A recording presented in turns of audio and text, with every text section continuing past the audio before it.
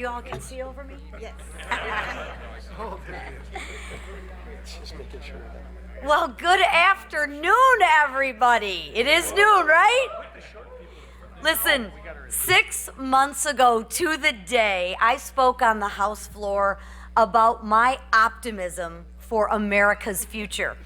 I was optimistic because the American people gave Republicans a historic opportunity, an opportunity to enact the largest tax cut in American history, to finally secure our borders and unleash American energy, an opportunity to put America first again.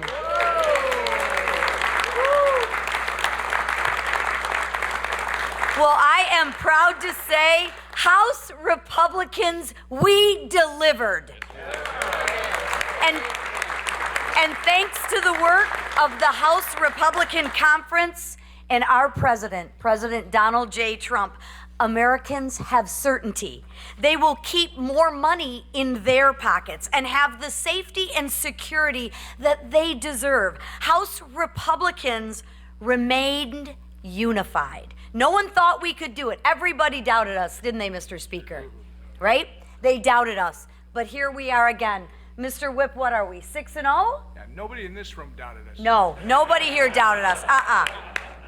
But we are unified. We delivered on our promises to the American people. No taxes on tip, no taxes on overtime, tax relief to seniors, enhanced child care tax credits, elimination of the death tax, more ICE agents. We're finishing the border wall and funding the Golden Dome.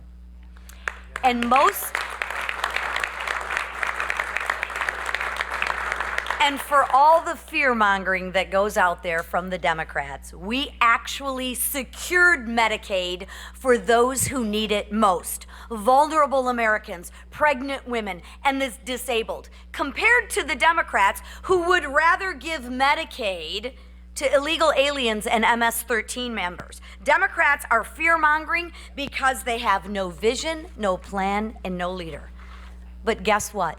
We have a leader, and our leader is President Donald Trump. And lastly, let's not forget that actual fiscal sanity is being restored. Because of our work, the One Big Beautiful Bill Act is headed to the president's desk for signature. And today marks the end of the waste, the fraud, and the abuse of American taxpayers' dollars. It marks the end of higher gas prices, the end of higher energy costs and higher grocery bills.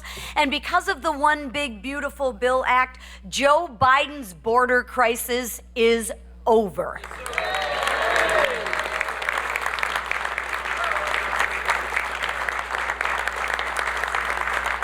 Listen, I applaud my colleagues who worked tirelessly. I don't think the Speaker and the Whip and the leader have slept in days. But they've worked tirelessly to ensure that we actually delivered on our promises. And I thank President Trump for his leadership in getting this bill across the finish line.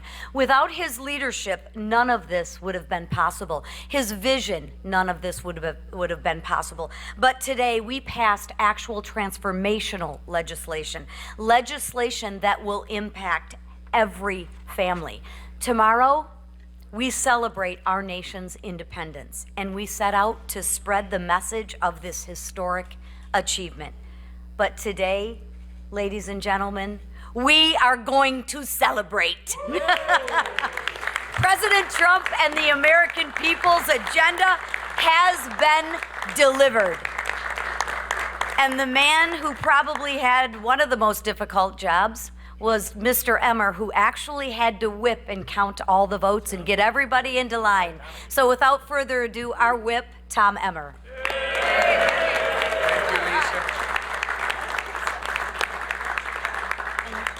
You know, Mr. Speaker, they always complain about such a small majority, but for us old hockey players, it's just fewer numbers to count. It works out much better. On November 5th, Americans elected a Republican House, a Republican Senate, and a Republican president with a mandate for change.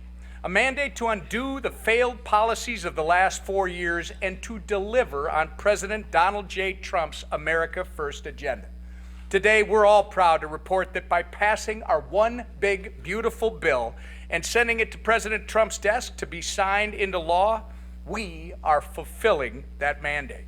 This is a once-in-a-generation piece of legislation that secures our border, unleashes American energy, allows families to keep more of their hard-earned taxpayer dollars in their pockets, cuts waste, fraud, and abuse in government programs like SNAP and Medicaid, modernizes our air traffic control system, strengthens our national defense, and so much more, all while implementing the largest cut in mandatory spending in our history. To put it simply, this bill is President Trump's Make America Great Again agenda being codified into law. From Minnesota to Texas and Maine to California, there are wins in this legislation for every single American. And I couldn't be more proud to be part of the Republican team that got this thing across the finish line. I want to say thank you to our Speaker, Mike Johnson.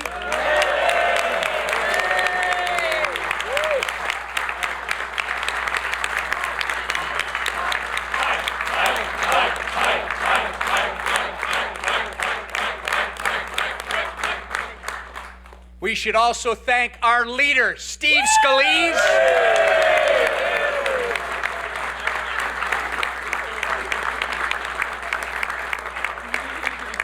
And while she won't tell you what she's doing, we got to give a big thank you to our conference chair, Lisa McClain.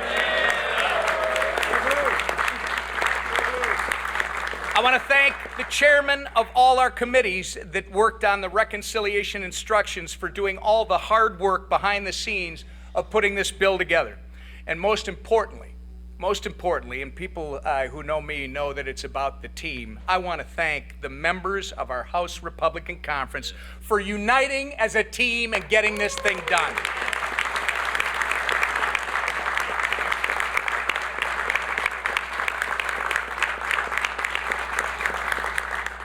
As we've said a million times before, do not underestimate the Republican majority in the House, the mighty majority in the House.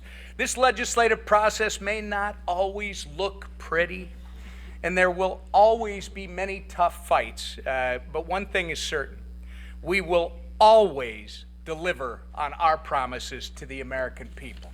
And with that, I turn it over to our great leader, Mr. Scalise.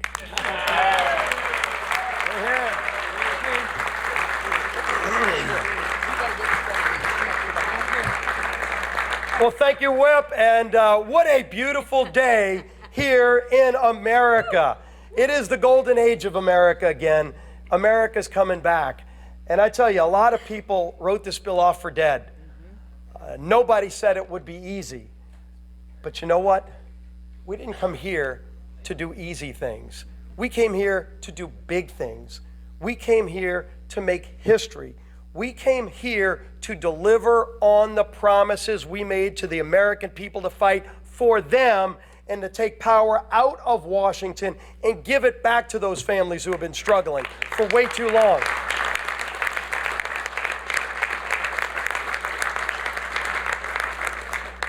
Now, we had a little bit of debate on the floor today. You got to see a difference between the two parties in Washington, maybe more crystallized than we've ever seen before. And I think that's a good thing. I hope America watched all of it. Watched Democrats falling asleep behind their leader as he went on and on trying to scare the American people with lies, with scare tactics, with depressing stories about things that will never happen unless Democrats keep running this country. But the American people said, we will not live in fear. We are not a country of fear. We're a country of hope. We're a country of optimism. We're a country that believes our brightest days are ahead, and they elected Republicans to deliver on those brighter days.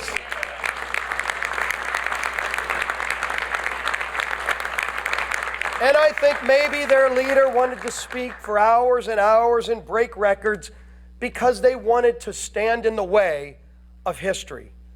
But history is not going to be denied. We were elected with a purpose. Donald Trump ran all around this country. He went to swing states that they said Republicans could never win. And he didn't give different messages to different places. A lot of us traveled with the president. And the one thing you can say about Donald Trump is it doesn't matter where he went. When you listen to his speech, it was probably going to be a little bit longer than the paper that was written. Might have been about a 15-minute long speech, because President Trump speaks from the heart. President Trump expanded our base. It wasn't just the typical Republican voters.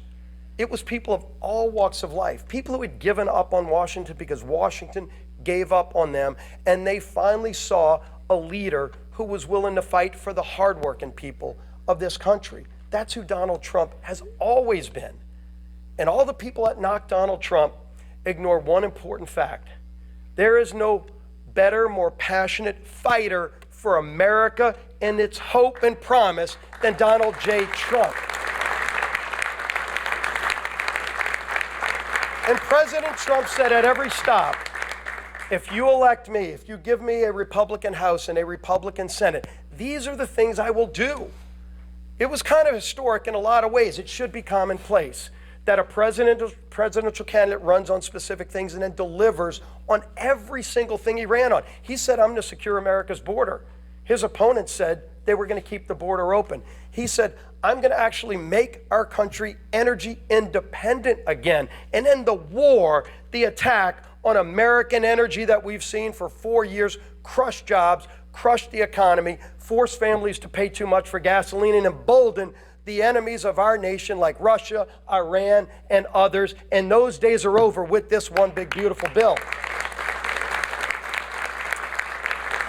And President Trump said a lot of other things, but what American people knew about not only electing Donald Trump, but about keeping this House majority and about electing a Republican Senate is that they said, we're going to entrust this group of people to go and be different and to deliver on those promises. And when you look through all the historic things in this one big, beautiful bill, the wins for hard-working families, win after win after win, it's delivering on those promises. We are going to see economic growth. When Donald Trump signs this bill tomorrow on America's birthday, the independence of our nation, you will start seeing historic growth like we've never seen before. I've been proud to work on a lot of important pieces of legislation. There is not one group of people, and there is not one bigger piece of legislation that will deliver more great benefits for the hardworking families who have been struggling in this country than this one big, beautiful bill. There's a reason it was hard. There's a reason that it wasn't 2 committees like Tax Cuts and Jobs Act. It was 11 committees involved. Historic. We made great historic reforms in education policy. First ever repeal of a Second Amendment tax in the history of our country. A constitutional right being taxed gone in this bill. You've heard about a lot of the other provisions. One of the things you didn't hear about is school choice. Federal school choice for the first time ever. So low-income families will have an opportunity to get their kids out of failing schools.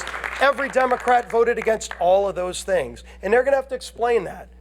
Once the lies and the hot air and the long-winded speeches are over, people are going to go, I'm better off today now that this bill's signed into law and all the things you said didn't happen, but the great things that Donald Trump and this Republican majority promised did. And that's the testament to the non-ending hard work of this group of people. And I will tell you, I've worked alongside a lot of leaders, and I've been blessed to be a part of leadership in majorities mostly, minorities too. It's a lot more fun to be in the majority. But you get in the majority to do the big things, to do the hard work. And believe me, this was hard work. You all know it. You all know how many times this bill could have died if we just said, you know what, it's probably not going to get there. There's a lot of reasons why you could say it's just going to fail. But this group always said from the beginning, and we told you this and we meant it, failure's not an option. Because the American people are counting on us. There's too much at stake. There was too much at stake from the very beginning, and we knew the power of what this bill will do for those families who were counting on us. And so every time it would have been easy to give up, we just thought about those families who entrusted us with their vote and we had to deliver for them. We figured out a way to come together. People you never would have thought showing up voting yes. And I will tell you, all the leaders I've served with, I don't think there's one that held this group together. Complicated majority, narrow majority, narrowest we've ever had. We were down to 2-vote majority at the beginning of this process. And Speaker Mike Johnson never one day wavered on his commitment. Donald Trump absolutely was our closer, and Donald Trump never stopped. Every day was there in the fight. Who do I need to call? What do I need to do? No president more directly engaged.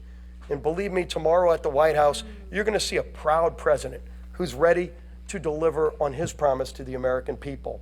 But this bill wouldn't be heading over to the White House tonight without the incredible yeoman's unwavering support of Speaker of the House, my dear friend, Mike Johnson, our leader.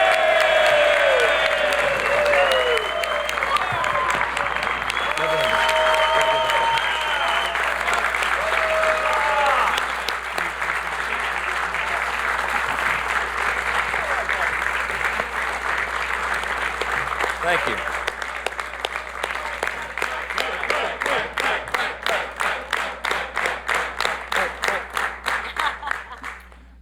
This is the vote tally card. We're going to frame this one, okay? 218, 214. Listen, I'm not going to give you a long speech. A lot has been said today, and these people are exhausted. A couple of us quite literally haven't slept in 2 days, so I'm a danger to myself and others right now. I'm not going to speak off the cuff. I'll just say this. I mean, many of you have asked me this question in the hall over the last couple of days. But when it looked like that we might actually deliver this thing, particularly this morning, how did you know? I mean, what kept you going? Why did you think this was possible? You guys made an audacious plan. You brought the most comprehensive, complicated piece of legislation, probably, arguably in the top 2 or 3 in the history of the Congress, with the smallest margin in U.S. history, which we had for a big chunk of the first 100 days. And you put this audacious timeline. You said you were going to pass it out of the House by Memorial Day. I mean, some of you openly laughed at me when I said that back in early February. And then we said we would get it done by July 4th. We beat Memorial Day by 4 days, and we got this one done a day early. I just want to point out, okay? Schedule and under budget. So the question was, I mean, like, why? Why did you do that? Why did you think that was possible? Because it sums up. I would sum it up with one word. It's belief. Okay. We had a vision for what we wanted to do as a group. We believed in the election cycle last fall that we were going to be given this great blessing of unified government, that we would have the White House and the Senate and the House aligned, in alignment, unified government. And we did not want to waste that opportunity because we understand the history that comes along with it, the opportunity that we can do for the country, and we believe that we would have that chance. And then I believe in the people that are standing here behind me. I believe in this group, every single one of them individually. Some of them are more fun to deal with than others, you know. I mean that with the greatest level of respect. I love every single one of my colleagues. You know, even the ones I got to spend the more time with, right? Because everybody's here, their motive is right, their heart is right. They're trying to do right for their constituents. They're trying to serve the greatest nation in the history of the world that we're going to celebrate tomorrow. We don't take that lightly. I know their hearts, and I know what their skill sets are, and I know what they bring to the table, and I get up every day excited because I know that each of them are going to bring that to the table, and they're going to serve their constituents. You could not have a greater group of public servants than the people standing in this room right here. They will give their all for this country. And man, that's what the framers intended when they put this thing together 249 years ago. This is what it was about. So I believed in this vision. I believed in the group.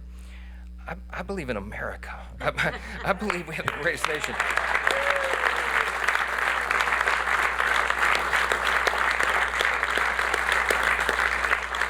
I'm going to say this very simply, and everybody here would articulate it in their own way. We had a tough 4 years before this last election cycle. America we were in deep trouble.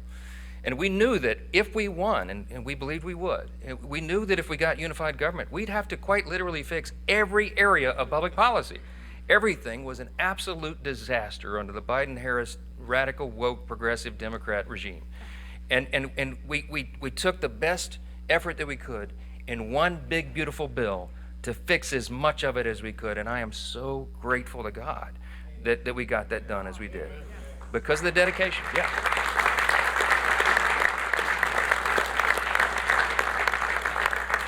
lastly, it's no secret. I do believe in God. I believe in that motto that I referenced in the floor speech a little while ago. I believe that is what has made our nation the greatest in the history of the world.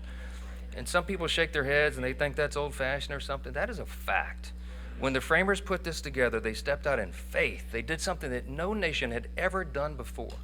The great statesman, philosopher G.K. Chesterton of Great Britain said, America is the only nation in the world that was founded upon a creed.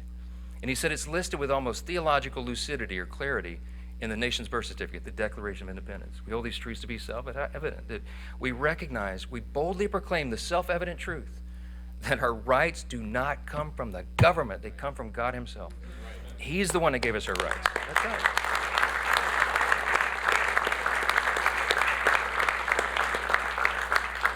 Abraham Lincoln said in the Gettysburg Address, we are dedicated to this proposition, one nation, under God, a government of the people, by the people, for the people, shall not perish from the earth.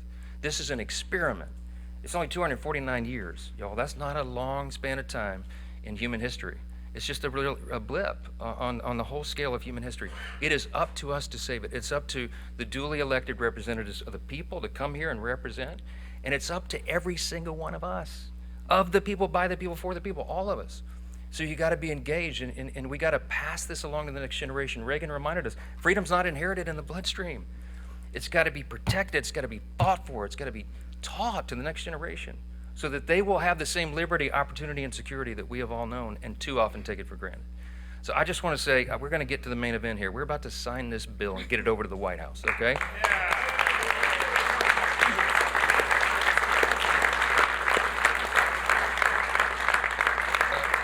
Some of these men and women have got to go catch flights and stuff. So we're going to sign this real quick, and I'll take a few questions. But I just want to say this: do not take for granted what we have been given. This grand experiment in self-governance. We can preserve it, but we got to do it all together. God bless you. Thanks for being here. Appreciate it.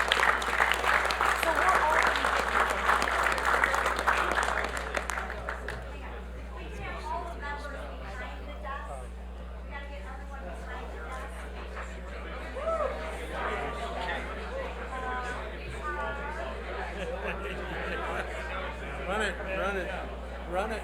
I want to be the runner. That's the coolest.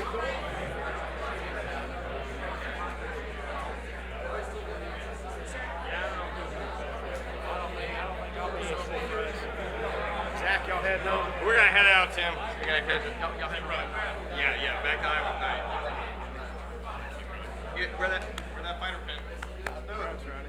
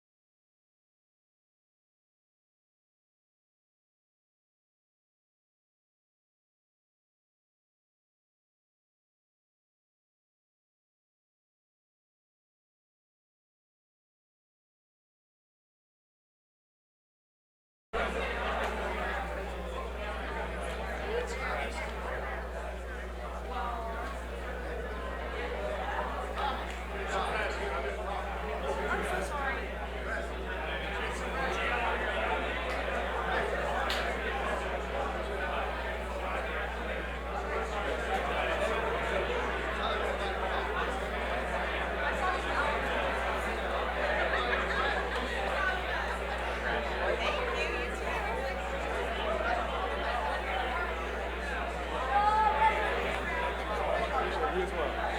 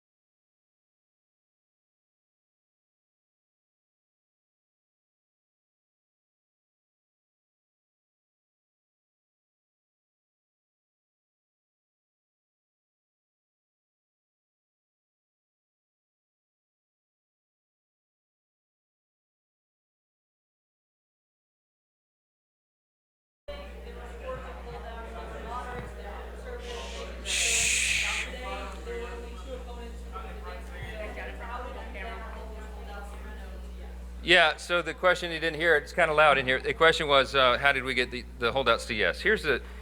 So my leadership style is I try to be a servant leader. And as I mentioned earlier, I know what every member of this body, every member of this conference brings to the table. And the leader's job is to bring out everybody's best and get them to their highest and best use. And that takes some time. So what happened procedurally, not to get too deep in the weeds, but we got the Senate modifications to the House bill. Now we're really proud because the big beautiful bill, 85 to 90% of it is the original House product that we ourselves drafted over the course of more than a year. But when we went to the Senate, of course, as the other chamber is apt to do, they made some changes. They sent it over to us. We didn't have it for a lot of time. And so some members wanted to go really deep in the weeds on the changes, and they wanted to fully understand what those amendments were and how they would interact with the rest of the bill and how the administration would administer the new laws. And so there was a process there for a couple of days where we allowed that time for them to explore all that, to talk with leaders in the administration. President Trump was so generous with his time answering questions himself. Vice President J.D. Vance was directly engaged. We had cabinet secretaries at a number of different federal agencies answering questions from members. Some of them even brought their agency attorneys in to get really deep in the weeds on the details. I knew as the leader that we would have to take the time to do that. And so some of that went into late into the night. And I was not going to make anybody, I was not going to demand anybody's vote or their position on the bill until they felt that they had exhausted that opportunity. So we did it, and that's how we got everybody to yes. Yeah. Obviously, you talked about the legislative process. You made a joke on the floor about how the White House legislative team practically lived here in the Capitol. Talk to me a little bit about how you got these members to yes. What concessions were made? We know it wasn't changes in the Senate bill, but it was perhaps maybe promised through executive orders or future legislation. What are we looking at? No, I mean, look, as I said, a lot of these members wanted to talk with the administration about how the new law would be administered by the Trump administration and the team, and I think they answered those questions. I don't think they exacted a lot of specific commitments or concessions or anything like that. It was just more an understanding how that would interact. As you know, this president has been a bold leader. by last count, he's issued over maybe close to 160 executive orders so far. We're trying to codify as many of those as possible. So a lot of the discussions were about what executive orders will be forthcoming as it relates to the new legislation, and how can we be involved as a House to codify that and do all that in a coordinated fashion. The beauty of unified government is this is exactly how it can work and how it's supposed to work, is that you have an interaction between the executive and the legislative branches, because that's what's best for the people. And that coordination is going to yield great results for the folks. So that was part of the discussion yesterday. Last question. Speaker, thank you. To follow up on that, some of the holdout members have told us that they understand the president will consider more tariffs on solar and wind as part of the deal, and also that there were assurances about a big issue for your conference, undocumented immigrants and benefits. Can you help us understand what that might look like, how he would limit those benefits? I literally don't know anything about that. I mean, I wasn't privy to the conversation. So I would tell you there's lots of rumor and conjecture and innuendo that floats around, especially when you got so many people wandering around the building and deliberating over their vote. So I don't know how much stock I'd put into much of that. But all right, last question. Yes, ma'am.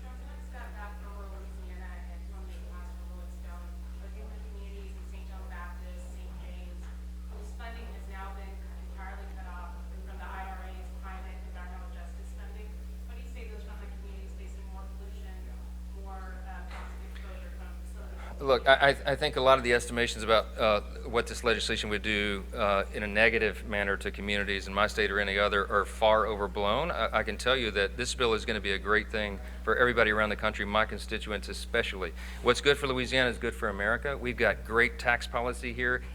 I think they're going to feel this pretty quickly. Wages will rise. I think household income will go up. I think the job participation rate will increase dramatically. I think unemployment will be low. We're going to duplicate what we did in the first Trump administration. Remember, at the first 2 years, y'all have heard me say 1,000 times, it's objectively true. We had one of the greatest economies in the history of the world, and we're going to do that again, except this time much more comprehensively. We did tax cuts and regulatory reform, and that brought about a resurgence of the U.S. economy. That's what's going to happen here. It's about to happen on steroids, and we can't wait for that to happen. This is jet fuel for the economy, and all boats are going to rise. Thank you all for being here. We got to get a little rest. God bless. Enjoy your Portland.